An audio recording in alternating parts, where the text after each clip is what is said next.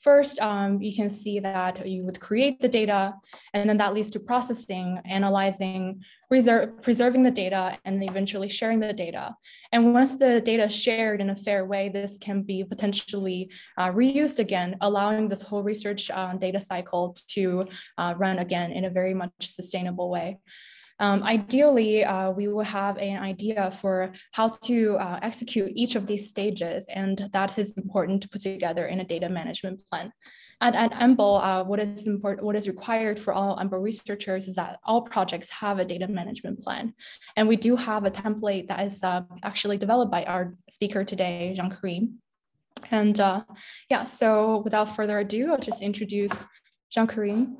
So Jean-Karim is our scientist in computational support at EMBL, and he works very much in bioimage analysis workflows.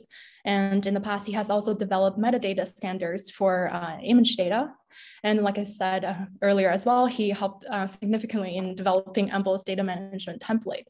So today will be a great opportunity to hear from him directly. So I will just bring the floor over to Jean-Karim. Yeah, thanks. Yeah,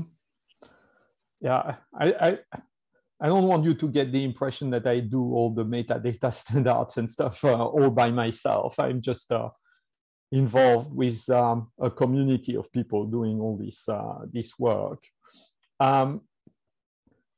So just also one thing, in this data lifecycle, I realized that there is one piece that's missing. It's the branching out of the cycle, where the data dies eventually. This probably is not so much relevant for you when you produce the data, but you have to also kind of understand that eventually the data will become obsolete or less relevant, and eventually become less accessible. That is at least how they are going to plan it in public repositories. That data may still be available, but not necessarily instantly, because it might be less useful, except maybe for historical reasons. But before we dive a little bit more into the details, I wanted to share a few stories, let's say, about data management, or actually its absence. And hopefully maybe you're going to relate to those stories. Let's see.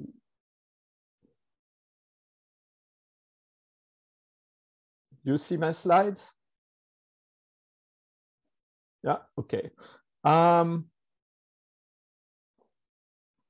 Put this in the corner. So some of the stories that I've been involved in, mostly dealing with image data. But so when I've talked about managing data and trying to improve the way people manage data in projects I've been involved in, this is usually the response I got. That is, well, it's worked like that so far, so there's no problem really. But actually, there are problems. So first, you might have noticed that if your data was sitting in a computer somewhere in the lab, and then because of COVID-19, access to the lab was restricted, then you also lost access to your data. So that has also changed a little bit the perception, I guess.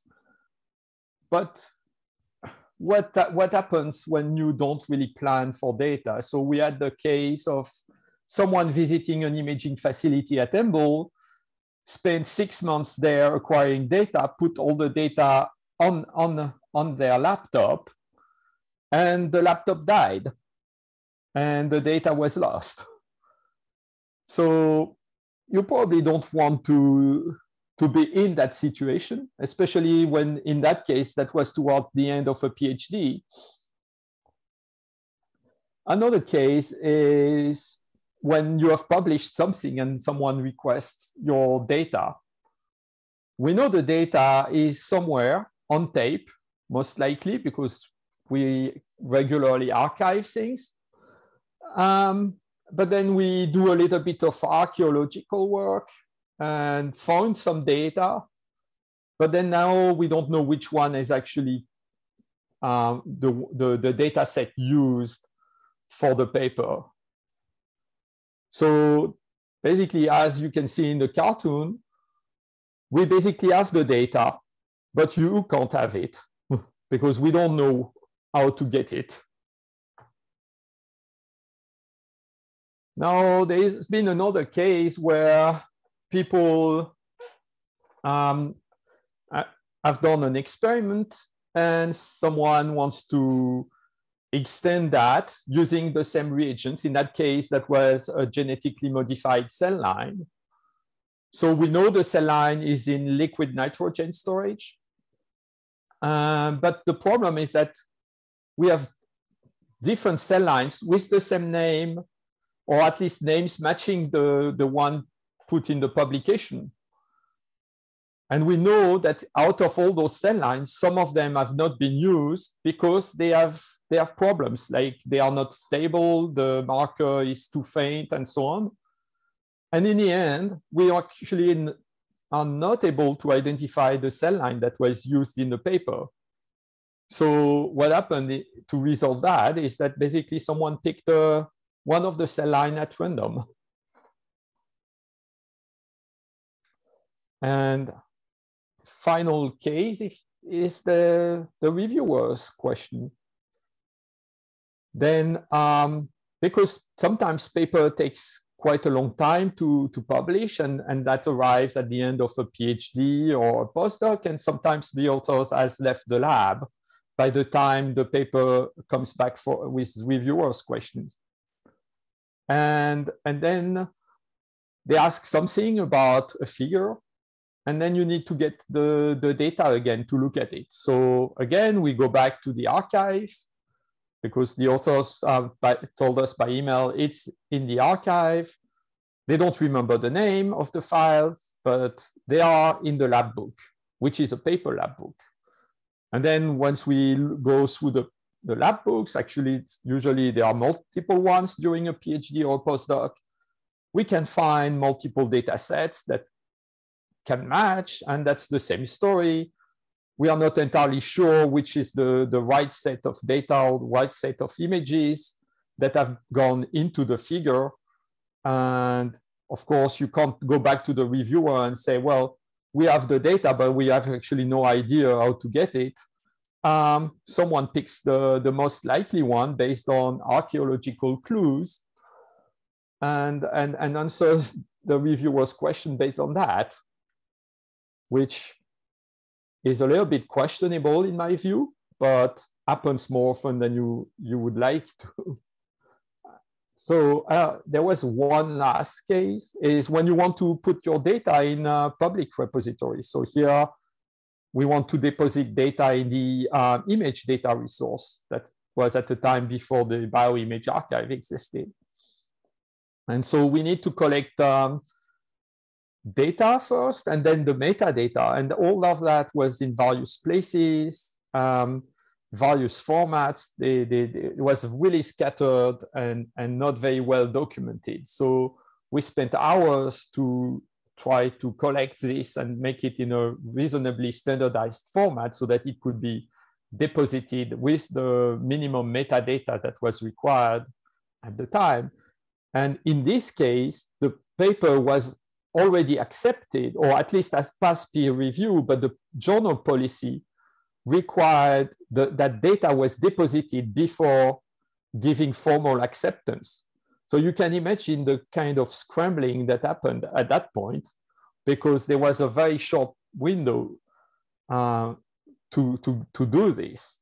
So you don't want to be in that position again, where the paper is basically almost accepted, but you haven't actually organized your data well enough for submitting them where appropriate.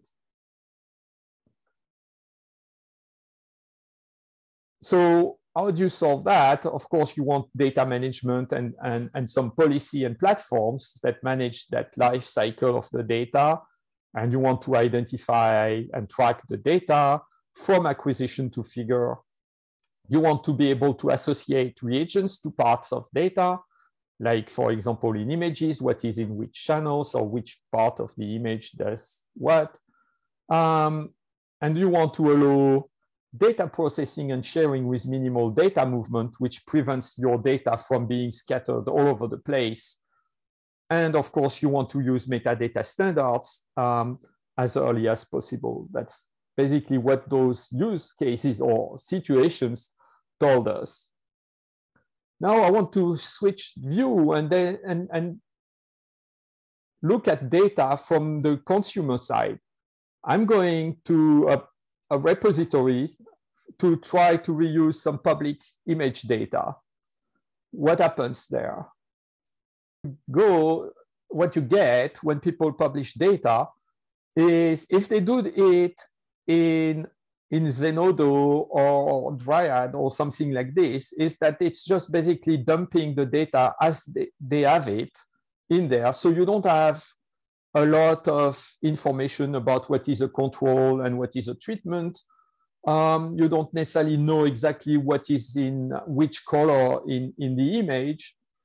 You don't know, for example, what are the objects that have been identified in the images. So if there has been segmentation, you don't necessarily know which cell, for example, is which in the image. There is a bunch of data elements, but you don't know how they relate to each other. And then you have all kinds of issues with identifying reagents, because you don't really have, for example, sequences that you could map to let's say, for example, in the case of guide RNAs or siRNAs, you could map them to a suitable genome, like, for example, the genome of the cell line that was used. And that's important because you can't actually rely on the vendor mapping information. So really, as I try to illustrate here on the side, you really need good metadata if you want your data to be reused, but also it's important for interoperability if you want to combine that data with other data sets, and also for findability and accessibility, because very often you query things using keywords, and those keywords are typically matched to metadata, not information in the data itself. Okay, so we already kind of talked a little bit of why we need the data management plan. So, I mean, the first thing at EMBL is, in principle, it's now mandatory for new projects. But we've tried to show here in that discussion, is that basically there are plenty of more selfish reasons for having one and to actually manage your data. So the main aspects of this is really that in the long run, it saves you a lot of time and headaches, really. And it's also to facilitate data sharing, especially when you're collaborating on a project. If it's your own data and you don't need to involve anybody else in this analysis, then maybe you don't necessarily need to do all of this, but eventually you will have to share that data to publish it. And very often nowadays, you're not really the only one, because maybe you're getting out to generate the data, or you're getting out to analyze it. And you may have also to show it to your boss or your lab mates. So it's very rare that you will be the only person involved in looking at that data. So I think basically I hope that you're convinced that this is something that would help you, but how do you go about building a data management plan? So as we've seen, there is a data life cycle, and basically what the data management plan helps you do is think about this life cycle and what happens to the data throughout the the life cycle of the data. So some of the points are listed here, but there are also resources for online for using or writing data management plans. They have templates, as we've talked about a bit later. But what I want to show you are basically series of questions. Where is my browser? I realized a bit late that those things were not necessarily available outside EMBL, so I copied them here. So what we have is basically a data management checklist, which basically is meant to guide you through all those points that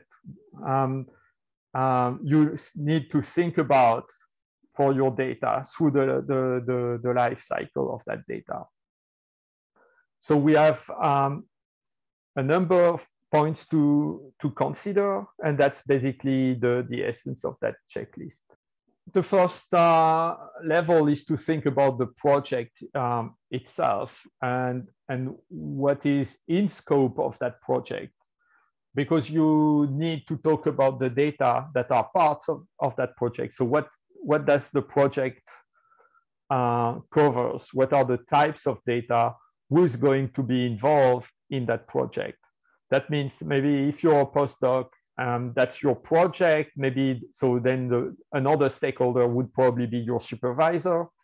But as I said, maybe some facilities will be involved in producing the data, or some support team will be involved in analyzing it. Then we can go through a more in-depth look at the data that is going to be generated. And so where is it going to be stored? So what kind of data first, and what kind of structure does it have? For example, if you're acquiring images, what kind of imaging modality are you going to do? And if, for example, if you're using time-lapse, are you going to store all the time points into one file using one specific file format, or are you going to store individual time points as individual files? And how you structure that data, it's important to document for your collaborators.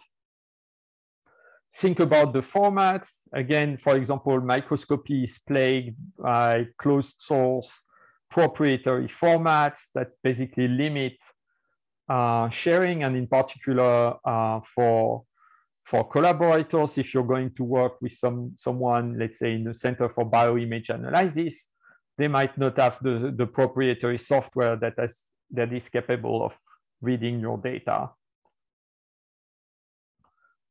And then all the material conditions for making your data at ease. Let's say, do you have enough disk space? Do you need to register your data somewhere in a database? Will you use some cloud storage?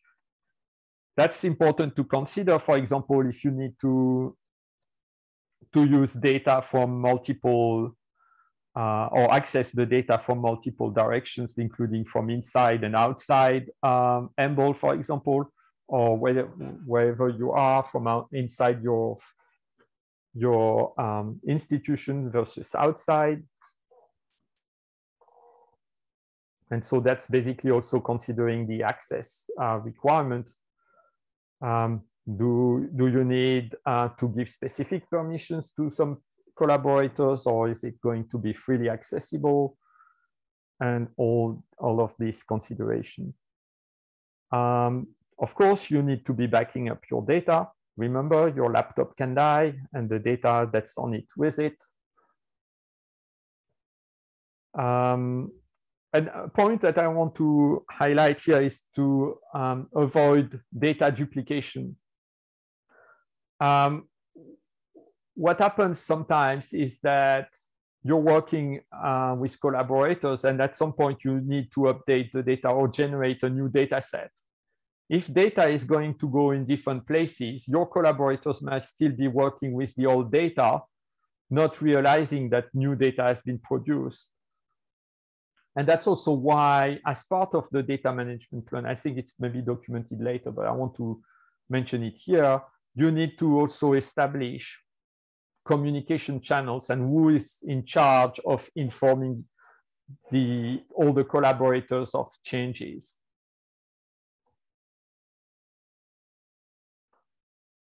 So now you need to also take care of reading and interpreting the data. So reading is about format and software typically, but the interpretation is about metadata and defining what kind of metadata you need for your data and where and how you're going to store them, basically how you're going to document your data. And so that it actually can be, those metadata and this information can be accessed by anybody who needs it. So at EMBL, we have, for example, a data management app, but that's only tracking data on the file system. But otherwise, we have a laboratory information management system, for example, that's called Stocks, which also includes electronic lab notebook facilities, and that can track, for example, the relationship between data, but also between reagents and experiments and the data that are produced out of those. I don't necessarily want to convey that for data management, you need complicated infrastructure. If you have the resources and the people to maintain that, that's definitely worth it. But you can do data management with kind of low-key, your resources, your own things, because a lot about data management is really about discipline, being disciplined enough to record and things in the proper way, let's say, and not lose information. What should be included in this plan is how the data is going to be handled in terms of processing and quality control, and how you're going to document those operations. So basically, what I'm getting at here is you want to document the whole workflow in itself. So that basically, especially not just the experimental thing, but also the computational part, which is very often not properly documented. In genomics or in the sequencing world, people use more and more workflow management systems because they kind of are convenient, because they take care of the documentation and of the reproducibility. But for example, in the imaging world, where a lot of things are kind of interactive, where you use graphical user interfaces and do things in a very ad hoc way, this is more of a problem because people don't document what they do. They will tell you, I've been using Fiji with this plugin, but they don't tell you which parameters they have used. That's kind of lost. So you can't reproduce and you can't actually understand sometimes what has been done to the data. So this is something that also needs to be documented.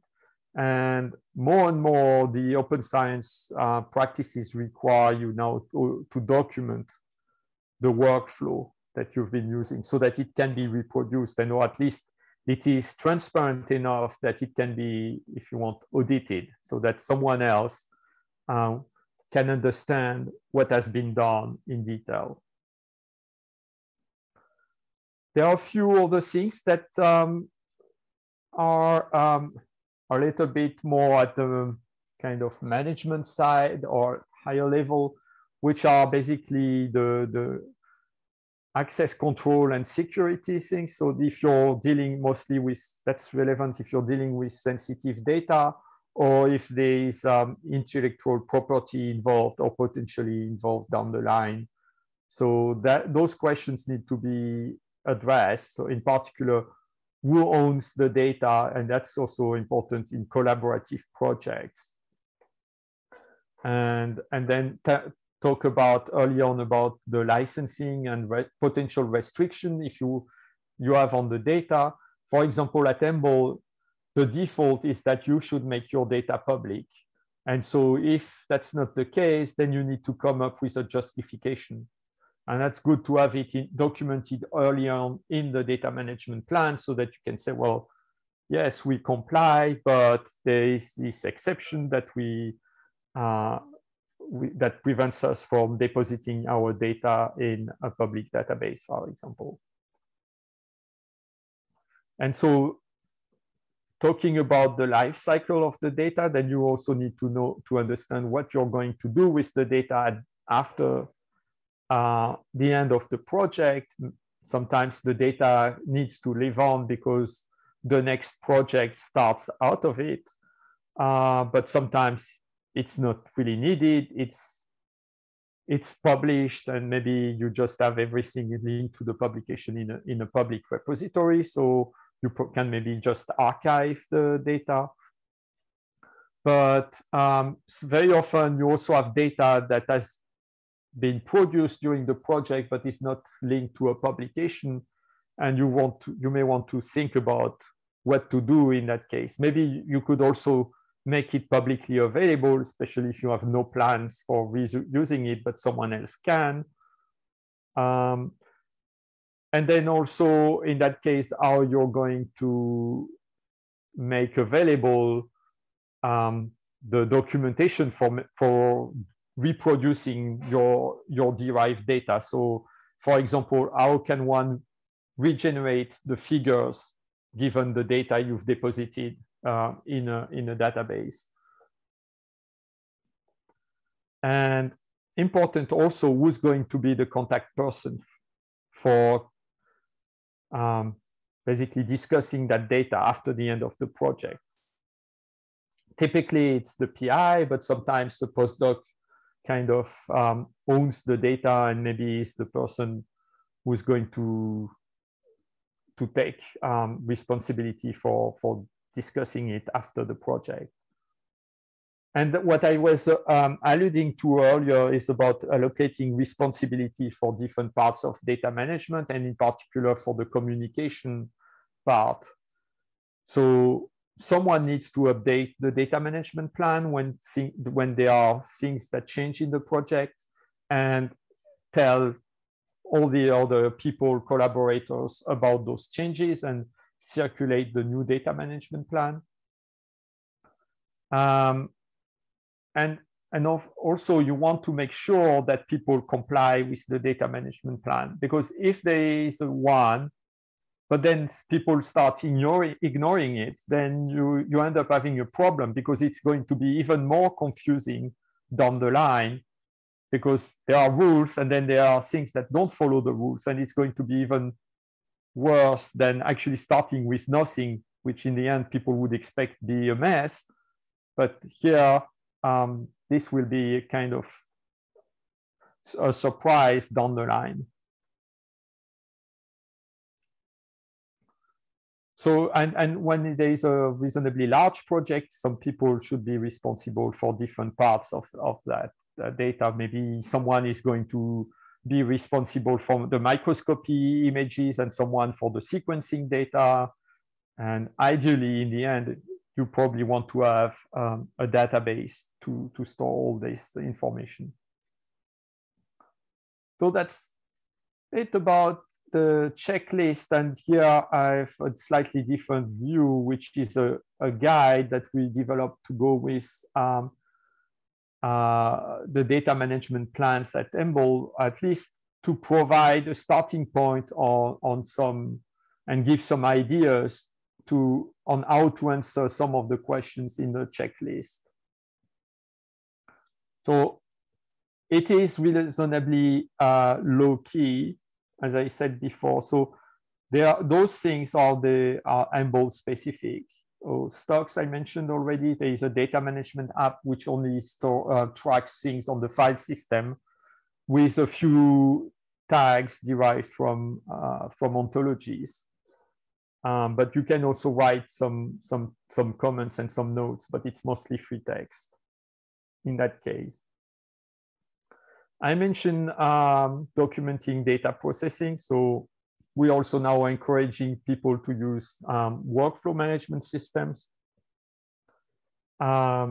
such as, for example, Galaxy. We're implementing image analysis tools in Galaxy, but also working with Nextflow. SnakeMake also has a reasonable user base at EMBL.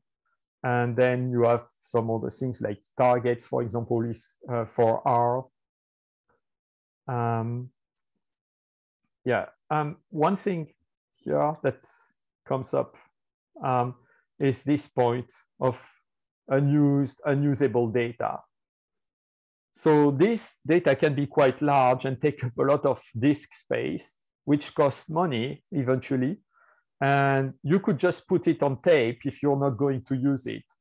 And in my experience, if you're not going to use the data or look at it within, let's say, a month of it being acquired, then probably you will never use it. So it's actually worth putting it on tape to free up some space. It will take only a couple of hours anyways to restore it from tape, at least at EMBL.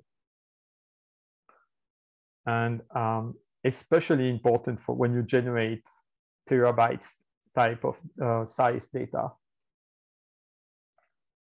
I think you've already seen a few things on tabular data the previous day or the day before, so I won't go again through it. Just wanted to mention that you can use a relational database system that is serverless. So you don't need to go for Oracle, Postgres, or MySQL type of things. In most cases, this SQLite database is largely enough for your needs. And it doesn't require a server. It's just a one file on your file system. And so you could put it in a shared place if you want, and people can basically connect to it and access data from it. Some pointers for high throughput data. And one final comment, modern file systems, if you're using file system, but also other types of storage, they are nowadays reasonably good, but you still need occasionally to check that your files are actually not damaged, and that especially when you move them around. And the most common types of problems occur when you do this drag and drop type of movement with files, especially on Windows. Just think about it also. So there are examples of data management plans that, oops, I think I've stopped sharing the screen. Here on this website, DMP Online, and that's kind of useful for filling out data management plans as they are required by different funding agencies. But most of the time, I must say, those things are only concerned about what's going to happen for, with the data at the end. So basically making data public. And as I've tried to convince you, you want to manage your data with a data management plan much earlier than that, with eventually the consideration of making the data public. But a lot of the things in those data management plans are not always related to some of the points I've mentioned in the checklist, for example. Can we get this one? That's the the example from the UK. So people have different ways of presenting it and doing these things, but looking at how people do it and comparing that with some of the questions or the points in the in the checklist, I think is a good starting point. Because you may not always have a good idea about how to answer a particular question or how to reply to a funder's requirement on a particular point. So that's something that can be helpful. So I think we've now reached the point where we want you to do a little bit of work and actually start thinking about a data management plan of your own based on things that we've just presented. So the exercise is to work in pairs. Think about your last paper or project and pretend that you have a joint project that combines the output of both of your papers and projects. Write a short DMP for this joint project. So I thought maybe perhaps to make this even more useful, if it's possible, we can use your current project as an example. I think that would give you an outcome that's more practical for your own project.